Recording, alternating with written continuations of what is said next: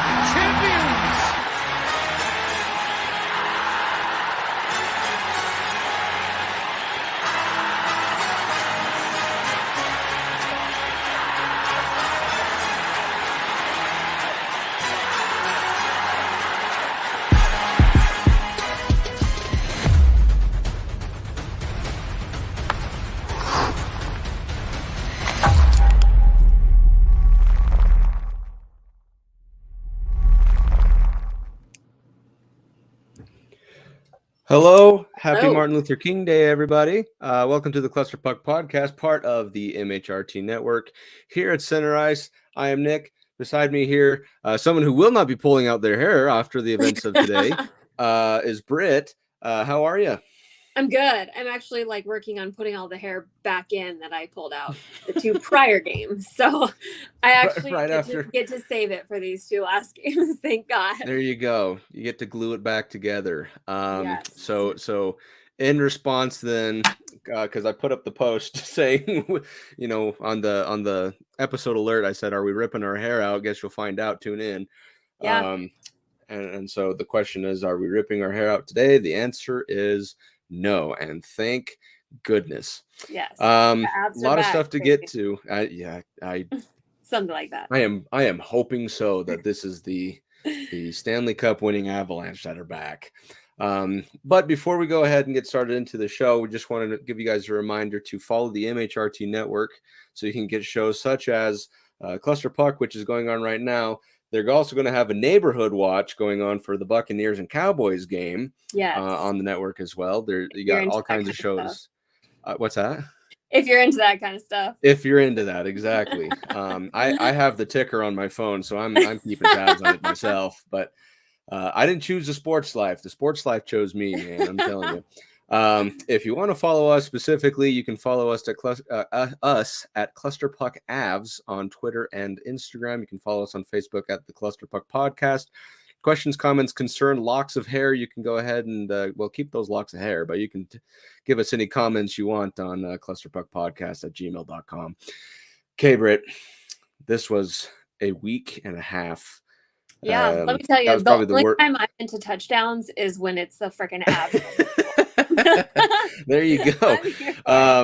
A week and a half probably isn't the word I should have used, but it was a week and then some, we squeezed in that fourth game before this pod. So it feels like we've played half a season since last time we talked, and we have literally experienced every emotion that a person could feel in between games. We thought Vancouver was the rock bottom, and then they're like, "Here, hold my beer. We're gonna play the Hawks, and we're gonna show you. Here's rock bottom." And we hit it. We hit it and rolled down it violently. And clearly, have you seen Madagascar, the animated movie? Oh yeah, with Alex Allion. Oh yeah. Yep. There's that one scene where he's dreaming, but he's got that kind of LSD type dream where he's falling down the mountain and whatnot. Then he hits rocks and spikes and cactus and stuff. Yeah, that's something like that. That's how I was feeling up until Friday. And even into Friday, I was like, it's just not going to get any better. It was bleak, and even the cheeriest of Avs fans were going, okay, we don't know what to say.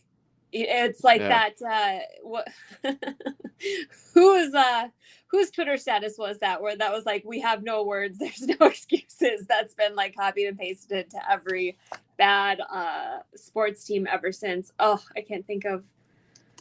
I don't know, actually. It got to a point of embarrassment. I mean, losing to the Hawks, no matter who you are at this point, and it's not true, but it feels like McKinnon and Makar should be able to get out there on the ice themselves and single-handedly beat the Hawks, especially when you have Mrazek coming out the next day and closing out his beginning of the Kraken game with like a 2% save average. He let in, was it 3 of 4 shots? And then their next goalie came out and let out 2 of 3 shots. And that's how you end the first period, losing 6-0. That was brutal. And it's just like, we just give these goalies magic. We just give them something about us, man. We're just the gift that keeps on giving. What can we say? Except this time it's the one that's like a backhanded gift, where it's like, we just made you guys look great and we ended up losing the game. It was to our own cost, But in all sense, though, it was a really, really down week up into Friday. And then stuff just like I don't know what then they came out in the world happened. But we're gonna get into that. So let's first talk about the Florida game. You get 4 goals.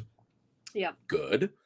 You give up a stupid rinky-dinky one at the end of the game because of a questionable goal by one Brady, or was it, or Matt? Was it? Who was it? Kachuk? Oh geez. Someone. But it was a goal that I couldn't help but disagree with. But you had it. You were there. You were participating. Great. All that good stuff. Just couldn't get stuff done. No, and it's just it feels like the more we try, it just doesn't ever lead to better puck luck, better anything. It's just everything has been against us, including ourselves, as of late, it seems. Exactly. And just with that Florida game, like I said, at this point, I'm at least thinking you can't fault them for trying now. Right? Because there was that stint, like with the 2 Boston games and that whole area, they just weren't even trying. Right? And that's where they're getting swept 4-0, 5-0, all that kind of stuff. Just no fun.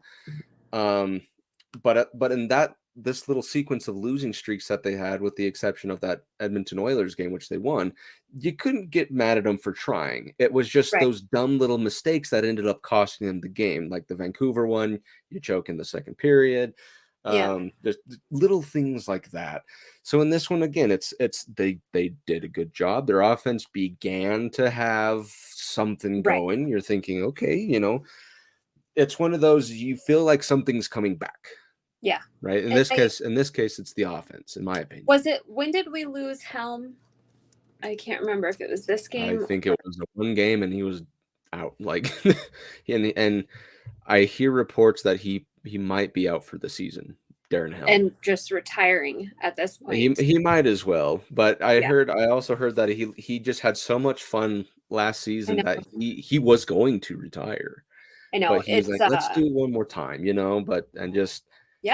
just seems sad. like he couldn't get under himself as far as health-wise. And and at this age, it's hard. He doesn't have a lot of runway, to get back in game shape, and that's tough. He's no spring chicken, but he's also not, he's not ancient, but it's harder to find those legs again when you've been out for so long. So I don't know. I feel bad for the guy, but so that little glimpse of light that we saw was short-lived. It was his goodbye Yellow Brick Road tour. You know what I mean? His last hurrah. He said, "All right, I played once, and I might not play the rest of the season." But but at the same time, we played a full or half a season. Now we hit the halfway mark officially, as far as the number of games is concerned, and it was without Darren Helm. You played one game with him. He had a great glimpse, and you're like, sweet, if he's like this the rest of the time, he'll have a few, good handful of goals. you're in great shape, but just that's just kind of how the cookie crumbles at this point, and it's kind of no surprise given our history this year of injuries. So just that not lack fun, of depth. but so it just feels like if we get someone back, we lose someone else, and then we can't keep Nuke, and we can't, and it just that going into the Panthers game and then into the Hawks game, it just kind of felt like, it's not like you get the option to throw in the towel, but where do you just mentally throw in the towel? Because exactly, and that's the game that I wanted to move into. So, like I said, the Florida game, you did your best, you tied it up, you came back. That was actually the big thing I wanted to bring up, right? Is being down 3-0, right? And I almost went right on past that without addressing the amazing comeback ability. And that's something that we have not been able to do. And exactly. The joy is lost in not winning. But, you could say that was the start of our eventual moving back on up after we hit the rock bottom in the next game. Exactly. It at least showed that, because that Edmonton Oilers game, that was a comeback. This Florida one, you're now down 3-0.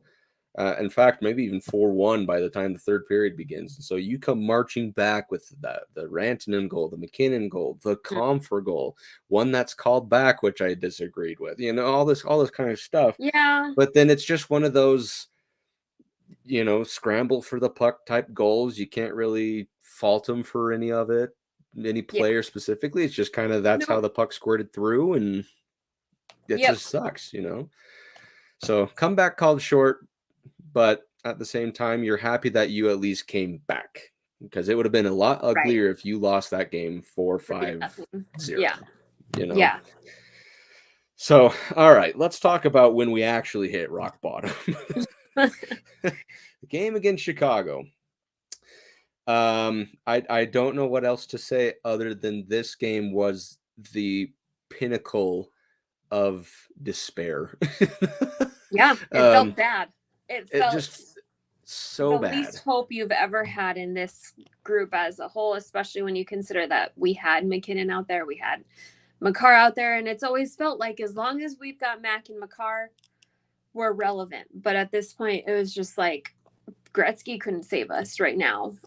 We looked just defeated and tired, and these guys work so hard and they obviously care so much, but I've never felt such a lack of just desire or intensity. And I know that we've been saying that a lot, but this was definitely the bottom of the barrel, like where you could actually see yourself saying, like, do they even care? Which obviously they do. And it's just dumb to even say that. But, as spectators, it's hard to, when you don't feel that even for a second, it just, when we can't get up for games like this, that every point is so important. And we go out there and play, honestly, probably one of the poorest games that we've seen in a long time, 4 or 5 years. I mean, it's just a long time. And when you've got their own fans and people upset that they won, like they're actively, truly needing to lose, and it's upsetting that they won, and they're icing a team that won the Stanley Cup. To everyone, especially us, and I know that everybody's going to play hard against us, but it's just not like this. It's not the same as Edmonton coming, with a need to beat us after us beating them in the playoffs. It's nothing like that. It's not special. This season is not special for them. It's just honestly really embarrassing. Like, especially when this is our year to be proud Stanley Cup champion fans. And it was, I don't know, it hurt, man. It really hurt. Oh, it was beyond painful. After that game, I had to have a lot of comfort food. I think I texted you after the second, said I can't anymore tonight. Like, I don't, this isn't fun. So what I do to at least let out some anger so that I'm not harshly judged by anyone I text. In this case, it was going to be you. I had so many expletives in my texts ready to just send out and just say, can't bleepity bleepity bleep bleep, Yep. But then I delete it and then try to come back to a more calmer mood, and it kind of works for me. But just there was nothing, there is nothing, no worse feeling. And yeah, we understand that these types of games can happen where, that's the NHL, the worst team can beat the best team. But it was a little different than that. It wasn't it was a, a really good, punch for punch type thing. It was just bad. You had a couple of goals. Yeah, that was about the only thing that could have been worse, is if you scored nothing. Right. But the try is what we're talking about. There was no drive. They weren't playing Avalanche hockey. It just, everything falls apart at that moment. Mind-blowing that we come out with such little effort when I think that was the game that just after we moved out of a playoff spot, and it's like, holy crap, like not even in a playoff spot. And I get that it's only halfway through the season, but the longer you let that be an excuse, we're going to have to get to the point where we're counting wins and losses for other teams and having to win this many to just get into this spot. And it's like, we're too good to have to be doing that. We need to get to where, especially with the injuries that we've had, we need to be able to cruise in with at least a slight cushion and not have to be just begging for teams like Dallas to lose, especially when you've got other teams really taking off. I mean, silently doing very well. There's a lot of teams doing very well that, especially the Kraken, man. Holy crap. The Kraken were the first that came to my mind.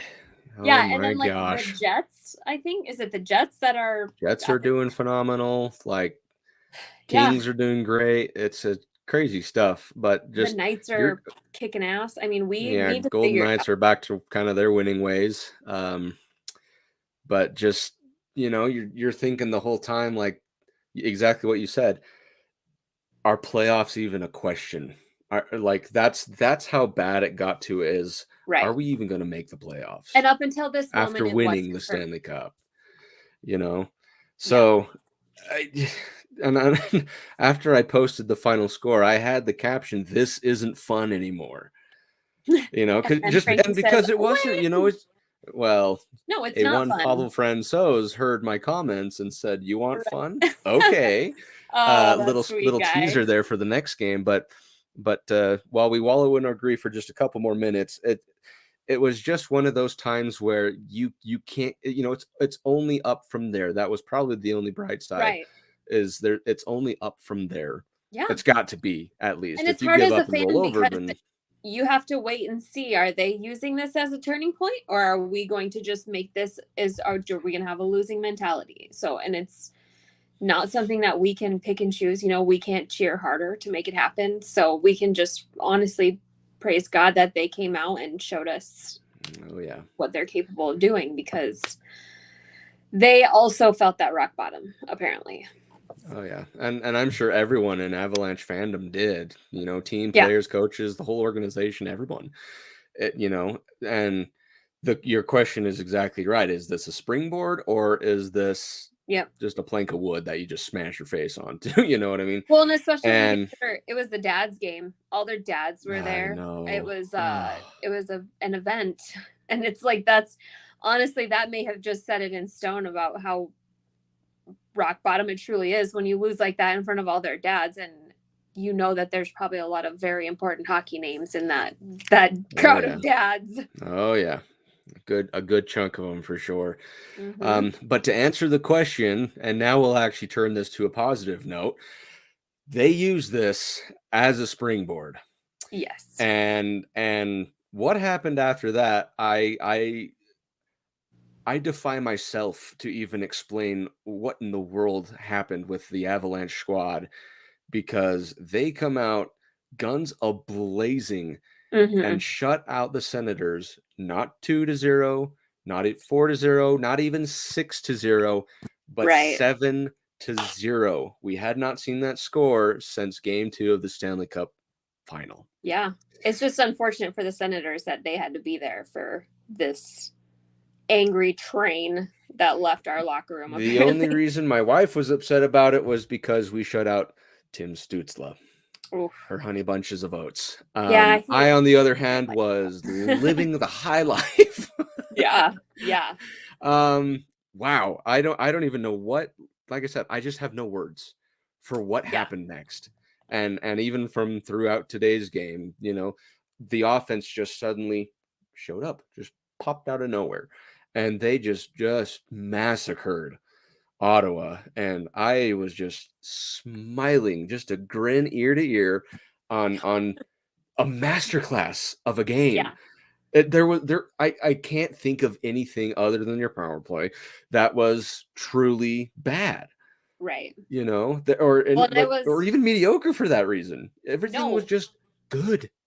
It was great. And that's what we just got everyone playing. I think we got players. I was trying to look up the numbers. My computer died, and of course I have my notes on my computer, but I believe we had significantly cut time off of Makar, Tays, McKinnon, Rantanen. I think McKinnon and Rantanen, if I recall correctly, may have even hit under 20 minutes of ice time. And then I believe Makar still was a little bit high, but the other guys, I mean, significantly lower. And that's huge. I think that we iced McDermott for like 13 minutes, which is, if we are to a point where we can trust him, even in a blowout for 13 minutes, is pretty awesome. So I think that is one of those things where, one thing helps correct another thing, helps correct another thing. And granted, a 7-0 win definitely helps, get everybody in a good mood and playing good and feeling themselves. But it was really nice to see the guys play less like they were mentally and physically, just beyond being able to play even anywhere near their best. I honestly kind of feel like Makar might be struggling with some kind of little injury, some like tweaky injury or something. He certainly doesn't seem like he's playing his best, even, not towards the end of games. It just seems like something might be a little bit wrong, but we also know he's probably working to conserve a little bit of energy. I don't know. We'll see. But it's nice to see them utilized a little bit less. So to answer your question, McKinnon had 19 minutes and 8 seconds of ice time. I believe Lehkonen had the most at 22. Yes. Yep, I do remember that. And that's even more than Cale Makar and Devon Toews, who had about 21 and some change, almost 22 apiece. Which that's taken away half a period of play for them. I mean, that's way less. And that just goes to show you the rest that, not having to stress yourself as much. At least in that game, it sure seemed like that played a big part. Right. And I know that Ottawa's not great, but it's not a team of, it's not Chicago. Ottawa is not that bad. They're this team that for some reason just has these good pieces that year after year they just can't quite put together. And Merzlikins, we've seen his streakiness, and, he went through Toronto, didn't he also? Doesn't Toronto just ruins all the goalies, I think? Didn't he go through Toronto also? But he who knows? He played well. I mean, he didn't play phenomenal, but he played just fine. Yep. I just it's not a game that we need to be like, oh, you beat Ottawa, because Ottawa is not a terrible team. It's not like Chicago where you can't have a little bit of pride. We thumped Ottawa, and they're a very decent team. So I don't know. There was, however, a highlight that I tried to figure out if we could get the sound on, but I'll just have to narrate over it. This is when the Avs went up 5-0 with about 12 or so, just a little under 12 minutes left in the game. It was probably the most beautiful goal I have seen from a one Artturi Lehkonen. So let me pull it up here and just share it. So here's the highlight. So puck gets back. This is on a power play, mind you. Makar grabs it. He'll bring it into the zone. It kind of gets fumbled around by McKinnon. He's able to backhand it, and Artturi Lehkonen with the backhanded shot. If you guys didn't see this, so for those of you watching on YouTube or Facebook, the video's up right now. We're watching the highlight. Let me pull it back to right about here. So McKinnon doesn't have the possession that he wants to, right? This is in the bottom corner right here. The backhand pass where there is a wide open Artturi Lehkonen, and Lehkonen just has the puck. He doesn't go front side. He decides to take it from the back and slap it in between the legs. I believe that was the 5-hole goal. Yeah, things that we can't even think of, and clearly, and that was either. That right there, in my mind, better be a turning point in this offense. You cannot tell me that this pass and that goal does not spark joy in not only the fans, but the players. For sure. Right? Look at them. They're all going nuts. Lehkonen just kind of like, yeah, whatever. But the rest of those players were just going absolutely bonkers. Well, I'm also convinced that the kids announcing totally had, because the kid that announced was incredible, absolutely incredible. So maybe that's what it took for the guys to really get. We did it for the kids. Awesome. Oh my gosh, awesome. So beautiful. And there were so many other highlight reel goals and stuff, but that one to me was just beautiful. Now this begs the question. This is a shutout by a one Pavel Francouz. After the game, because I said, mind you, after the Chicago game, I said, this isn't fun anymore. I'm sure he saw that. I am 110% convinced he saw our post. And so after the game, he got the first star of the game, and they just said, what happened, basically. And bless Francouz's heart. The man is about as sweet as a gingerbread cookie. He really is. He's the most darling. He just goes, we just have to remember that this is fun. Winning is fun. I just like sobbing buckets, right? Because we just pulled like one of the greatest games this season. You gotta wonder if like he's like sitting there smiling in the locker room with like Iron Maiden just blasting as he's delicately tying his skates and running his fingers through his beautiful hair. That's probably exactly what he does. He's a very interesting soul. But that's just it though. After like that interview, I was like, maybe that's just the whole thing. When they got into that rut, they just said, this isn't fun. We weren't having fun. Totally. And I'm like, I didn't even think about that. It's easy to forget like that we're playing a sport. This is a game. Like it's literally a game, and it is. And when you're not having fun, which obviously they have a lot more reason to keep playing, even if they're not having fun, but it's a lot easier to have fun when you're winning, and it's easier to win when you're having fun. So it's definitely some kind of mindset. You got to wonder what they talked about in that player meeting. I know, Allie. He's like bringing out all the. I'm moving up in the world. Podcast stuff. but at the same time, you're exactly right. It's entertainment, right? This, and even the players, they should be so fortunate to have that kind of fun and to be able to play the game. Right? And it probably helps with him coming back with a fresh perspective of having gotten to miss so maybe it was a nice to have him coming in without feeling the weight of the absolute embarrassment of a week that we had prior. But when Frankie says relax, it sure does seem like Frankie says relax. Exactly. And that's Allie's asking about like a split 50-50 between Frankie and Georgie. And I don't think so. I love Frankie, but I feel like he's such a good, like, clutch guy. He's someone that we have to keep fresh. I always wonder about how he'll last through long periods of time, which, I mean, he made it through the Edmonton series. Oh, I thought you meant if he would be a starter in the whole NHL. I was like, oh, we're never going to let him go. But yeah, I really do think Georgie's the guy.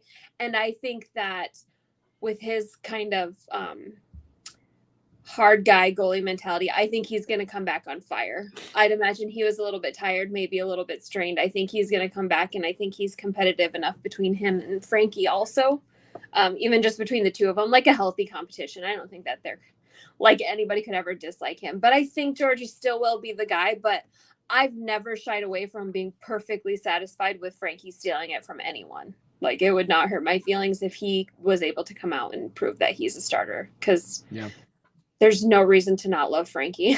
And so many teams would die to have him as their backup or their starter, I think. So, yeah.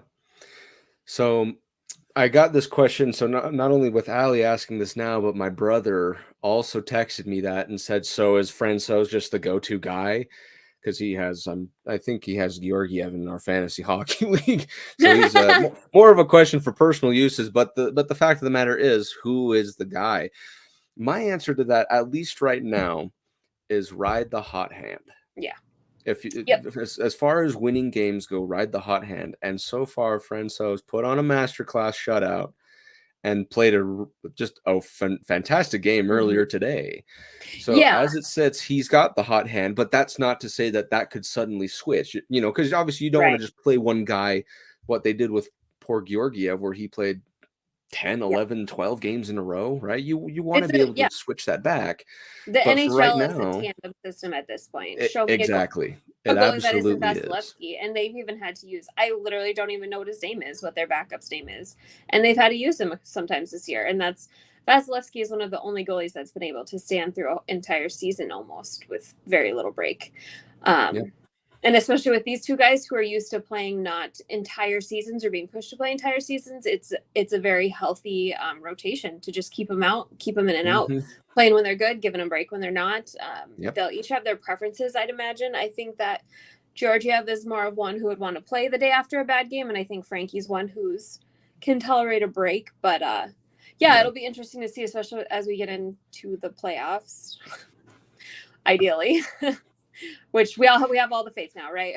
We do. We got a full head of steam. But and that's just it. You know, kind of jumping back to that Franco's interview, they asked what went right, and he just said, and he just had a big grin on his face. And, you know, you're like, you can tell he feels accomplished. Like that's a surge of confidence that just rushed through him, and he just smiled and he just went, everything. We did everything right. I know. And as soon as he said that, I'm like, preach, brother. Yes, you did. The whole team did something right. But I don't know what else you could do in that. Like an absolutely beautiful game. You couldn't ask for a better performance. Some light switch just where flipped. We're coming from. Oh yeah, especially from hitting rock bottom to, you know, worst game of your life to suddenly one of the best. Yep. It's a roller coaster of emotions, but I'm glad that we're ending it on a happy note.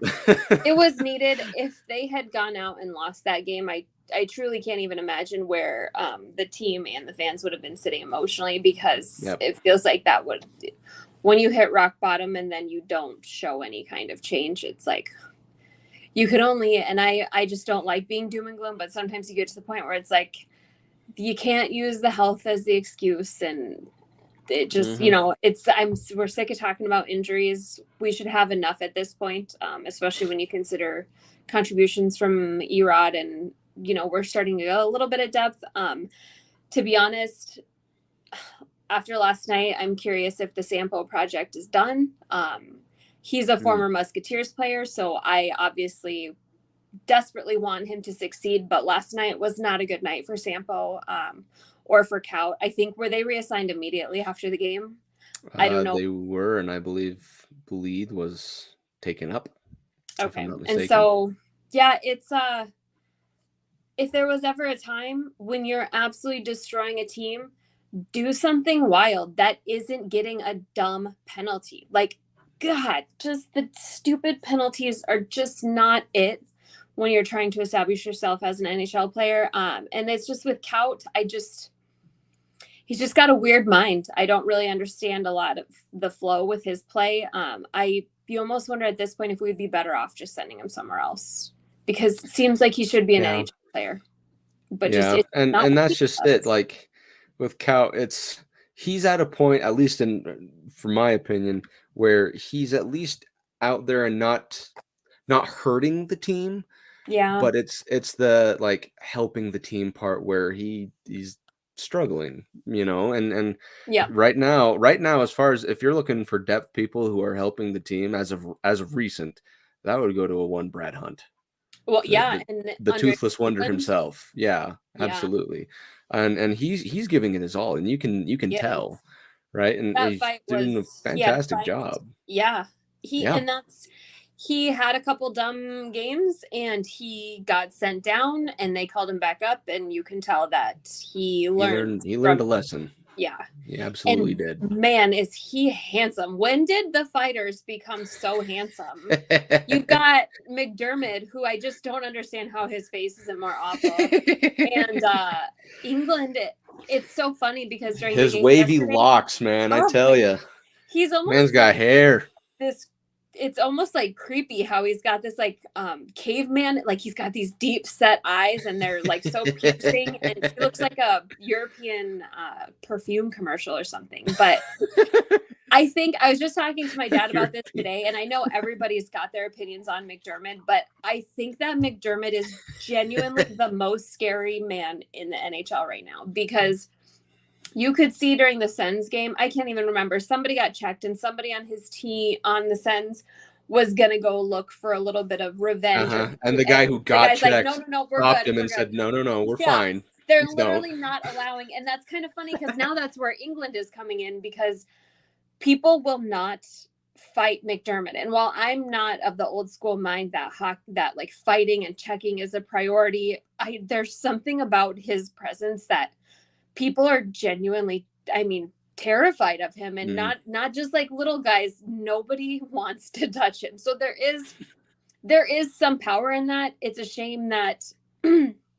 his hockey skills aren't as up to par as his fighting and just existing and being really scary skills. But I can't remember if it was DNVR, but they were talking about Sean Allard being out there, and the people that are going and doing like the extra help, getting extra help from him, optional practices, staying later, going early. And it sounds like McDermott's put in a ton of work. So you got to respect that. And it kind of and it sounds like Newhook is one of those guys too. So you kind of get a glimpse into why these guys get longer leashes and how they make those decisions. And I would imagine a lot of it comes down to that, because when you look at McDermott's prior years than his ones with the Avs, the guy could genuinely hardly skate, and making him a serviceable player, he's got to stop with stupid penalties. He does absolutely have to stop with stupid penalties, because that is when you're actively hurting us, especially when our PK is not good.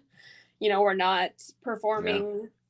So I don't know, but I think he's the scariest guy in the NHL, because most guys looking to make a name for themselves will go out and fight, like Ryan Reeves. And who's the guy that McDermott's Delorier that always fought McDermott?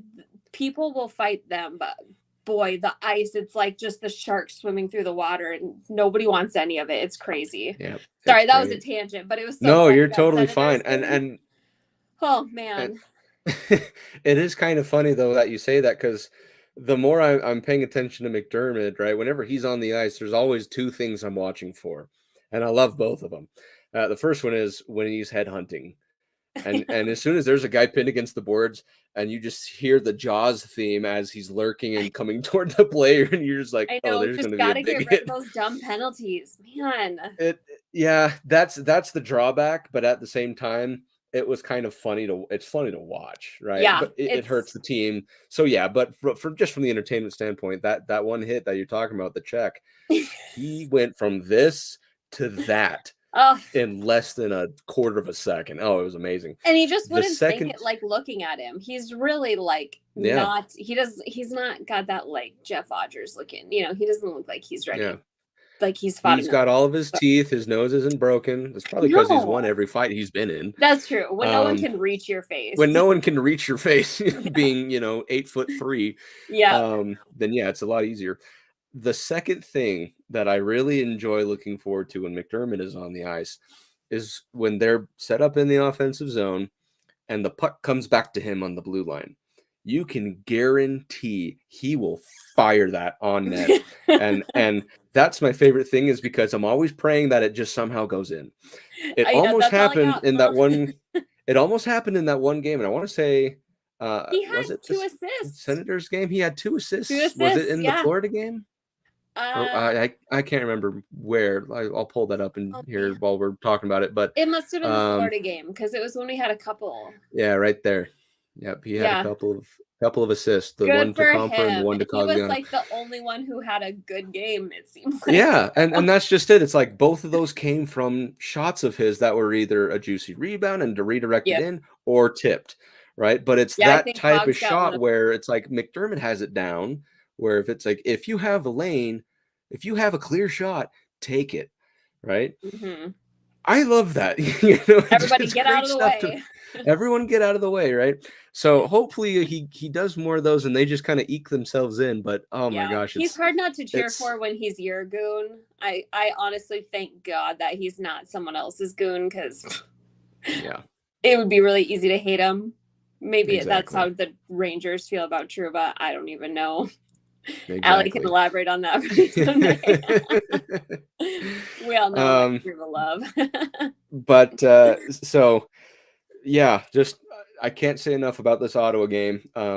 Yeah, it was. So, I was it you that I texted and said I'm actually going to sleep better tonight, which that might be pathetic and that might be the most like first world sounding thing, but I am going to sleep better. Hey, sometimes hockey is what rows your boat. You know what I mean? That is the captain of your ship. So if it does make you sleep better, and I totally believe it was, because I totally slept like a baby after that. That was the most beautiful win. The question after that I had, though, and that was important leading into this Detroit game, is how are you going to follow that up? What are you going to do? It would have hurt 3 times worse if we came out and hit the bat against today. It's like a progressively lower bottom. We've not strung together 2 seriously dominant games since when? I know we had the 4-game win streak, but they were not dominant. Owning them. And with Detroit, they're such a wild card. They'll go out. They just beat Toronto a while back, didn't they? They'll go out and kick some butt, and then they'll go out and get their butts kicked. But we really, Husso that's a good goalie. I mean, that was a big pickup. That was who I was like. Oh yeah, I was really down to. That's who I wanted to pick up, but he chose Detroit, and this is what happens. Yeah, which their day is coming, but it was not today. Oh yeah, yep. So this follow-up game, which happened just barely this afternoon, ended a few hours ago. They win the game 6-3. Honestly, I'm gonna just say it should be 6-2 because there's like a really garbage trash goal with like 30 seconds left. Yeah, but in all honesty, you dominated the game. Yeah. That second goal, you did a great Frankie job. Shouldn't have let that in. I mean, that was just I don't know. He just was off on his timing there. It was a little bit weird, but just an off timing. So it wasn't exactly a master class, but it's still a very dominant win. Yeah. And that's right there, a 7-0 win and a 6-3 win. That's the piece, or the 2 pieces that you need to rev up those engines and get the train back on its tracks. And I think right now, you're going to be faced with a tough task going into this week, which we'll get into here in a second. But again, a very great performance by the offense. And for the first time in over 6 weeks, they scored multiple power play goals. It's a thing of beauty, isn't that surprising? I know. And they were some sweet goals, man. I think that one was a power play goal, that tip by McKinnon in front of the net. I think it came from Lehkonen. I can't pull it up and watch. Oh my God, where Mac just comes cruising across the front of the crease and just doinks oh my God. There was a lot of pretty goals, but that one. I bet you I could find it now that I know how to do my highlights. Yeah, I mean, it was just, we looked like we were firing on all cylinders. Finally, there was sometimes there's nothing better when you're like, when did we get on the power play? And you look and you're like, we're not on the power play. We're just dominating them that long. It's so nice when you think that we might actually be on a power play and we're not, and you just weren't paying attention. So, or in the case of McKinnon's beautiful breakaway goal. Oh my God, that was 4-on-4, but both top posts and down. Yeah, Mac is so good. Because as soon as Mac zone. So as soon as that play occurred. Right. So mind you, I'm at work. Okay. I'm paying attention to my work. I'm just listening to it as I go. And so anytime you can hear Mosier's voice get higher, I will glance down. Yeah. Right. So but at the same time, as soon as there was the breakaway poke check, I look down at the phone and I see that it's McKinnon that's breaking away. Right. Yeah. And I'm like, that's a goal. I had no. Well, you could see that defenseman. He didn't even try to backtrack. He gave up. He totally gave up. Yep. Yeah. So So just everyone, I was really pulling for a Makar hat trick, even a McKinnon hat trick. Did I know? You know, we could have had a Makar, a Lecky, or a Mac. Oh, we could have had they were all just anyone could have scored a hat trick. But like I said, again, there's not a lot to be mad about in that game. You know, not too many corrective notes. I totally forgot to mention too, yesterday, it was so nice to see the return of the LOC PK breakaway. When he skates and you're like, is it Mac or is it LOC? Nope, we know it's LOC because it's a penalty kill. They have the same stride. It's so impressive. God. He's so fast. It blows my mind every time. And he basically is Mac short of any stick handling control while he's doing that. And he doesn't get one, but it's been a while since we saw that the LOC special. It was nice to see it. And our penalty kill, I thought, was very, very good in this game. In fact, I don't think Detroit had any power play goals.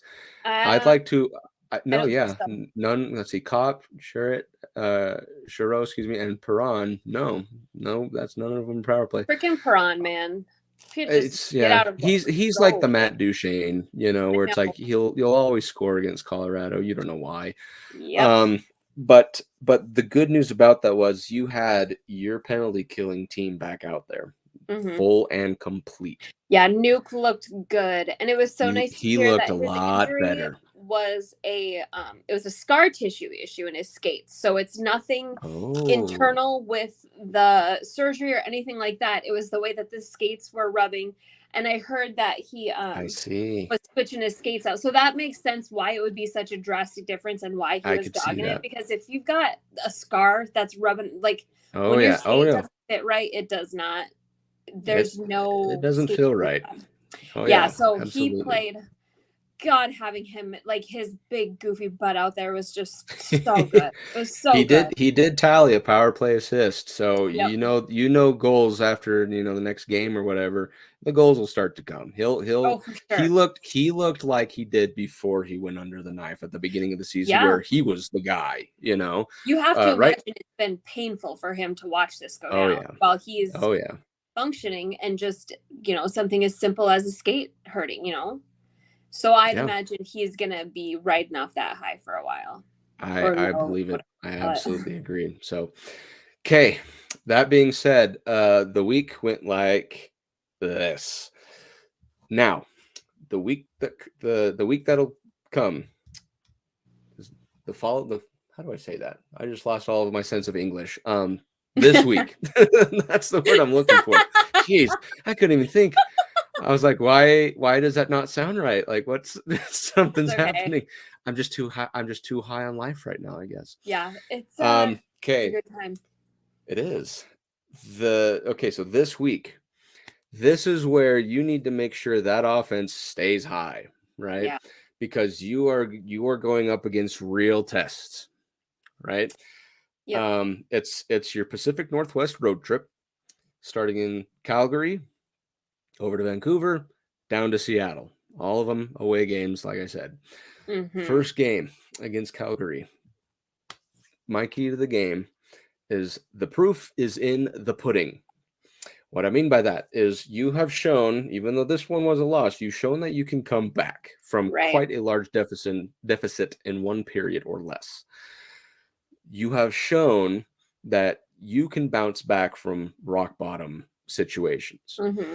You have shown that you can absolutely embarrass two teams with quite good goalies. And Chase went out of the arena, to be honest with you. I believe in the third period, I think Hellberg ended up coming in.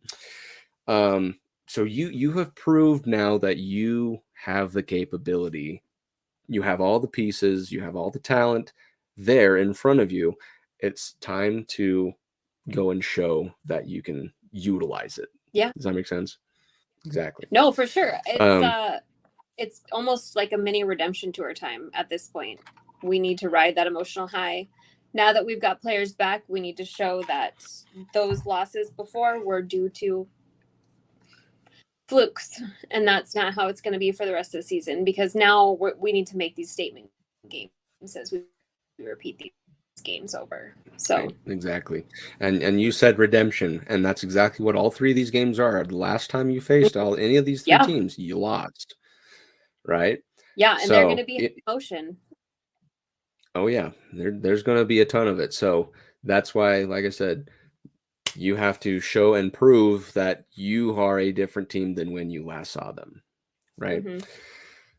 Key number 2, winning is fun. Ask Frankie.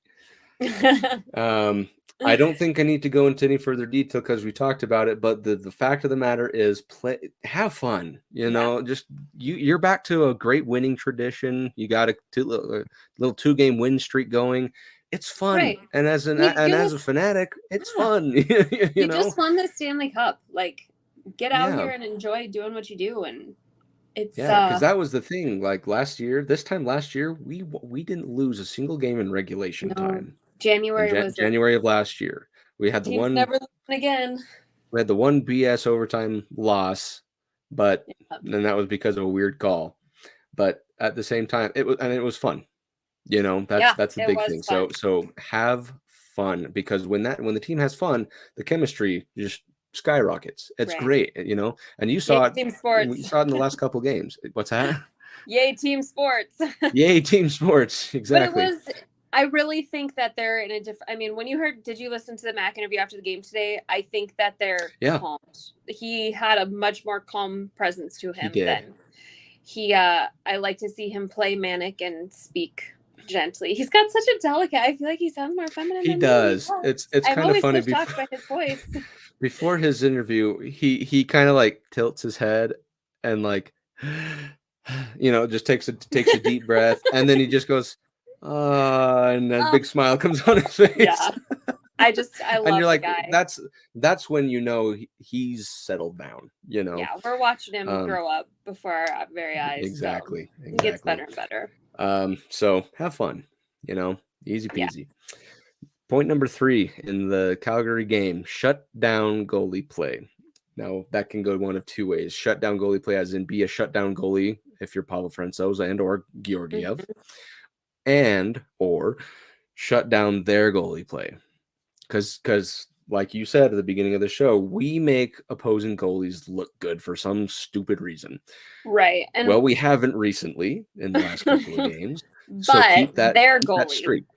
Yeah, their goalie. It depends on of being the best goalie in the world, or skating out to the top of the hash mark on the first shot of the game and falling in. He's a baffling situation of a man, that's for sure. But we just you need to open up scoring and get him off his game right away, because if he's on, there's not many teams that can beat him really. But unfortunately, he's not very on this year. I don't know what's wrong with him, but that team, we might no Johnny Gaudreau next year. What I'll say. There's no Johnny Gaudreau, so everybody else is just kind of. They're in a weird predicament because they're struggling, and they should be not struggling. We thought that they had won this offseason, but maybe not. Maybe, but again, they're gonna bring it to you for sure. They're not gonna let up. Kadri's he'll probably play his best game. Yep, more than likely. So that's just it. And because with these last couple of games, you had multiple goals in the first period. That was something to build off of going into the following period and the following period. So do that. You know, if you can crack them early, get the first goal, maybe even first two, you're off to a great start. And the Avalanche seem to thrive when they're off to great starts like that. Yeah. It certainly doesn't make it any harder. That's for sure. No, absolutely not. That being said, the Vancouver game. The last time that happened, we had a multiple goal lead going into the second period, and you lost it. So this one is a little bit. Yeah, that was the game that Matt came out and scored in 30 seconds. That was my profanity ranted text chain to you, where that was beyond, and you're just like, oh, Nick, you are just a sad little man. But so Vancouver game. First point, and I wonder what it could be. It is forbidden to choke away a lead. I know. It's almost like don't get the lead until 3 minutes. Yeah, pretty much. Meaning play, and this was the Rantanen post-game interview after the Ottawa game. He said we played a full 60 minutes. Yeah. You know, with 120%, you know. I know, like, it's so cliche, like playing a full 60 minutes. Like, obviously there's people out there skating, but we have just been destroyed so many games by 10-minute lapses. Some games will have 2-minute lapses that will genuinely ruin an entire game for us. Exactly. And that's what a full 60 minutes of intensity. It's crazy how small breakdowns have destroyed games. Yeah. Whole games. Absolutely. Yep. So if you have one, play your heart out. Like that Ottawa game. They didn't care they were up 6-0. Yeah, right. They didn't give two craps that they were up 6-0. They just said, let's go get more, you know. So and still no hat trick. Come on. I know, right? Oh my gosh. I'm gonna do it. So hopefully it'll come this week though. But it is forbidden to choke away a lead. I am seriously at this point. I'm still riding a high off of this afternoon, but I don't think it's going to happen. But keep it in mind, that's what happened against them not even a week ago, or maybe it's a little over a week ago.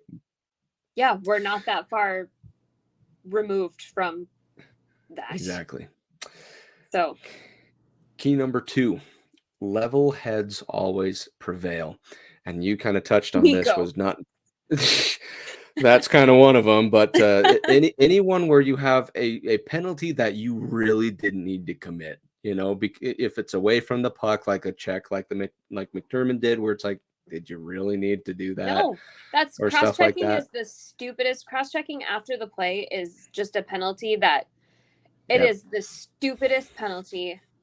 Oh, you can't control your emotions, right? And that's exactly where this level-headed comment comes in.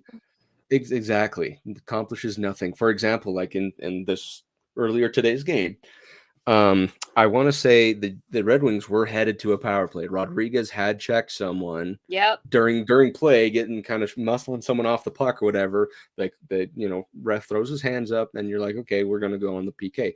After the whistle is blown, I can't remember who it was, but he just skates to Rodriguez, checks him down to the ice. Yeah. So and just kills the team right there. Yep. Right? It's a 4-on, and they do end up scoring on that 4-on-4, but then again, so did we. So it accomplished nothing, right? Where you could have had a man advantage for those 2 minutes. I think that was that fluky goal. Yeah, that one was a fluky goal. But instead, that player let his emotions get the best of him, and it's so dumb. It just shot your power play to pieces, right? I bet the coach was just not happy because it was a knuckleheaded move. Well, and most of the time the retaliator is going to go to the box and the first one won't. I mean, that's what, watch little Shorzy, he'll tell you. That's what I was about to say. I'm only taking one of you. Yep. Who wants to hurt their team even more? All right. Sorry. I need a, that's my impersonation. Sorry. No, that's about right. I could also say everything else he said during the time, but this is a family-friendly show. Point number 3, winning is the only way back into the playoffs. Now, that being said, we did talk about this. I don't want to be out there counting wins and losses, and I don't want to get to that point, like you said. But relying on other teams to lose is not exactly fun. I don't want to have to get to that point, right? I just want to win, just go and win. Now that our offense has shown that they're back, and now for at least these couple games have at least proved to me that they're back. Win, just go and win. That doesn't matter what everyone else does. Your job is to win your games. That's all you can control. Right. So winning is the only way back into the playoffs. Once you do, while they're decent teams, these games are all very winnable. It's not like we're staring down the throat of Bruins again with no Mac and no Erod. You can win any game that comes your way at this point. There's for sure. Given the offensive and the sudden resurrection that it had, you can win. We need Lehkonen to keep playing like this. We need Erod to keep playing. JT Compher's playing great recently. Yes. Yeah, like anyone here. He might be pricing his way out of Colorado, but we may as well utilize him while he's here. That's a conversation for after the season's done. We'll have a few words on that. Yeah. But win. Just put my soul to rest and win the game. Yeah. I'll die happy if you do. And find different ways, because that's what we always talk about. Find a way. That was the motto last year, and we found ways. We were comeback kings last season, right? Yeah. So just win. That's all you focus on. If you're an Avalanche player as the team, win. That's it. Yeah. Okay, next one. Our first game that we go to Climate Pledge Arena in Seattle. That occurs. Let's see. So the Calgary game is Wednesday, Friday the Vancouver game, and then it's a back-to-back. So Saturday is the Seattle game. It's always the good ones that I have to work, so I'll be doing the Muskies game. Oh, are you working the Muskies game on that one? Yeah, I always check during the first period, and then I decide if it's smart for me to check again for the rest of the game, because I did that during the Toronto game. I checked a couple times when we got blown out. I was like, I'm done checking this game because I'm in a bad mood. So then when I turned on the Senators game on Saturday night, I was like, oh, thank God I can actually look at this and not have it ruin my night. Go out on the ice trying to announce promotional games all angry as not. Yeah. So hopefully it's one that I'll be able to listen to and stomach it. There you go. Plus you end up getting like heads up from me, because if you see nothing in all caps with a bunch of angry red face, the angry temper tantrum emoji, you're like, okay, I'm just not going to look at the rest. But if there's like celebration emojis from me, then something happened. Yeah, something good. It's especially bad when the Muskies aren't winning and the Avs aren't winning in the same night. It's like, okay. Oh, that's just double punch right there, man. So the Kraken game. Key to the game number 1, cracking the Kraken. The Kraken have been on a ridiculous winning tear. They did lose. That did end today. They did lose to the Lightning. Good. But they're the first team in NHL history to go on a 7-game road trip and win all 7 games. Yeah. How crazy is that? Shut out the Bruins at home. And shut out the Bruins at home. Regulation game at home at this point. Disgusting. And let alone a shutout. The Bruins are disgusting. But the Kraken are just the weird. I mean, they're so good. Something happened to this team. But I don't know what happened to this team, but I personally think it's the addition of Andre Burakovsky, Oliver Bjorkstrand, and Martin Jones. That's the holy trinity that I am accrediting to having the Kraken so successful. They are currently 2nd in the Pacific. If they go on this type of tear again, or if they play in this particular style again, they are guaranteed a spot, and they're fighting for first in the Pacific, maybe even having the home ice advantage throughout the playoffs. Like that's how crazy good they have gotten. It's amazing. That being said, you have to crack the Kraken, right? This is where offense meets offense, right? Yep. Defense is going to have to be on lockdown, but this is where offense is going to meet offense, and you have to match firepower for firepower, because if Martin Jones is on his A game, you're going to lose the game. I am curious to look up the stats, because I think we talked about this last time, but isn't it Martin Jones? It's either Jones or Gibson that has had our number for years. It might be both. I'm sure it's Jones. I need to look it up, but yeah, it seems like those West Coast goalies always stand on their head against us for absolutely no reason at all. Just no reason. And that's just it. Is if he this from him. Oh no, nobody did. But to be honest, I'm okay with this. Like I like this Kraken organization. They're a very fun team to watch. Just kind of the whole like loose bunch of misfits that they just kind of threw together on a pirate ship and called themselves the Kraken. You know what I mean?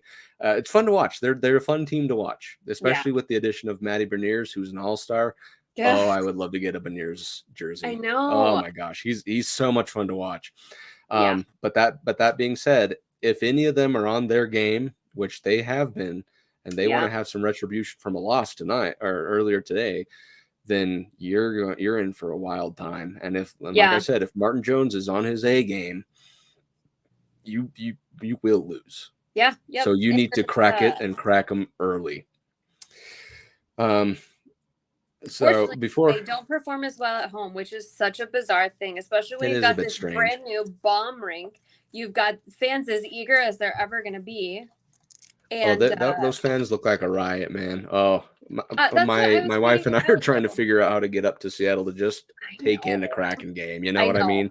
Well, I was reading that like they have this like specific ambient lighting to like make you feel like you're in the ocean.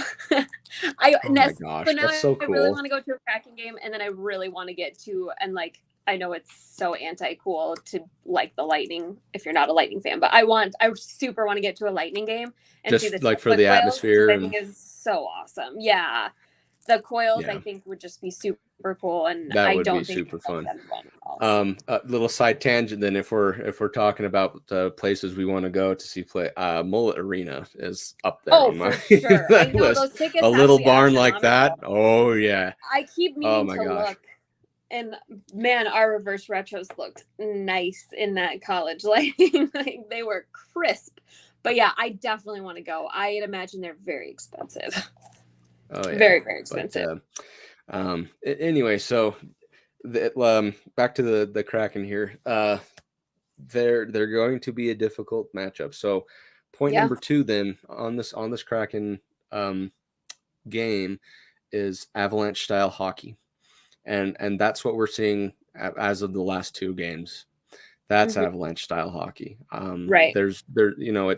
It's control the whole game. There were times in today's game and then on Friday's game where the Avalanche were just shooting pucks and getting rebounds at will. They were just having fun in the offensive zone, nonstop pressure, all that kind of stuff. That's Avalanche we heard that hockey. Last year. It's just wave after they just never stop. It's just a nonstop, just pound and pound and pound again. That's that, like I said it a million times just in 20 seconds, but that is Avalanche hockey. Yeah. Do that against the Kraken, because if not, that team has the potential to pull that exact move on you. Essentially play our beat you at your own game. Yep. Key number 3 for the Kraken, and then we'll wrap up the show.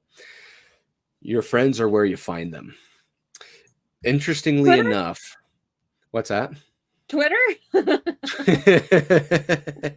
Exactly. I don't have friends. Oh, please.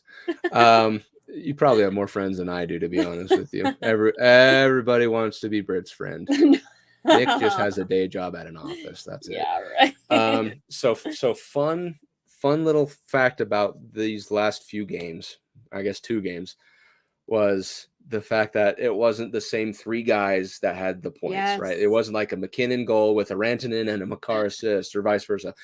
Anyone was everyone's friend in that game. And it was so much fun to watch. Those lines were getting swizzled, and when we had that odd, we had 11 forwards, so those lines were rolling wonky. And there was some assists from people that wouldn't be expected to be on the ice with this person, and it was nice. Exactly. For example, the Brad Hunt goal, assisted by Andreas England and Arturi Lehkonen. Love it. Who would have thought, right? Same thing with let's see. Let me go to this other game here. Did we not have a Frankie assist in there? What's that? I think we had a Frankie assist in one of those, didn't we? There was a Georgiev assist. Oh, Georgiev. Okay. But like Mikko Rantanen assisted by Brad Hunt and JT Compher. JT Compher assisted by Curtis McDermott and Evan Rodriguez. Like that's the kind of your friends are where you find them attitude that I like to see. Chemistry is big when you know that Mac and Rance and Mac and Lehkonen, they're going to get goals together. But when you see these other formulations of plays and like it's nice. That's what the depth means. Being able to pull from places that aren't expected. Exactly. It's really nice. And that's what wins the Stanley Cup. Exactly. That is what gets this shirt printed, right? Mm-hmm. So that being said, who cares who you're with? Yeah. They're friends to you. They are your teammates. You should know them inside and out. And like we've just seen, it proves that you can score with anybody. and assist to anybody. Have to get Newhook hit in the face with a puck, because that's always good for a goal. That is key to the game. Number 4, don't let Newhook anywhere near a shot. He might lose an eyeball at this point. Oh my gosh. Poor dude had a very nice face going into this season, but that thing is taking shots, man. He's got a big scar here. You got a broken nose. Got a lot of stitches going on the nose. And he came back after every. And then when he scored, I'm like, oh, don't touch every his time. face. Don't tear too hard. No face wash, please. Oh. Yep. So anyway, that wraps up the weekly look ahead. Like I said, these are all very winnable games, especially now that you have your high flying offense somehow back, that you just rose from the ashes like a phoenix. Yes. I'm quite excited to see what happens, right? Because at this point, I'm expecting kind of some, I don't want to necessarily say some barn burner games, but just a game where there's high flying offenses, a lot of action, a lot of pace. Especially with Nuke back. We had him back today. He's got a little bit of rust. We did everything last week without him. So I think with the addition of Nuke, I think that he's a big factor. So I want to come back next week happy still, because I don't want to, no more angry pods. That's exactly right. We like the happy ones that we're doing like today. Speaking of, I believe that wraps up everything that we wanted to cover for this week's episode. I don't have any additional comments. Britt, I don't know if you do. Nope, I'm all good. But we do appreciate you guys for tuning in every week to listen to us rant. In my case, cry. Brittany actually has the more level-headed and more logic thinker than me. I'm the angry one, and the one who sobs and cries and has to take warm showers to feel comfort. But in either sense, thank you everyone for listening and taking the time to listen to us. Again, if you like what you saw, follow the MHRT network on YouTube, any other social medias, Facebook. I know there's the live feed on Facebook as well. If you want to follow us at Clusterpuck Avs on Instagram and Twitter. Facebook is the Clusterpuck Podcast. Email is clusterpuckpodcast@gmail.com. Once again, we'll see you guys next week. Same time. I don't think anything has to change for next week, so shouldn't be any surprise announcements. Anything you wish to add, Britt? No, let's just keep rolling. That's all. Okay, let's go grab some wins. Go Avs, go, baby. We'll see you next week. You don't have to go home, but you can't stay here. Because this party is over.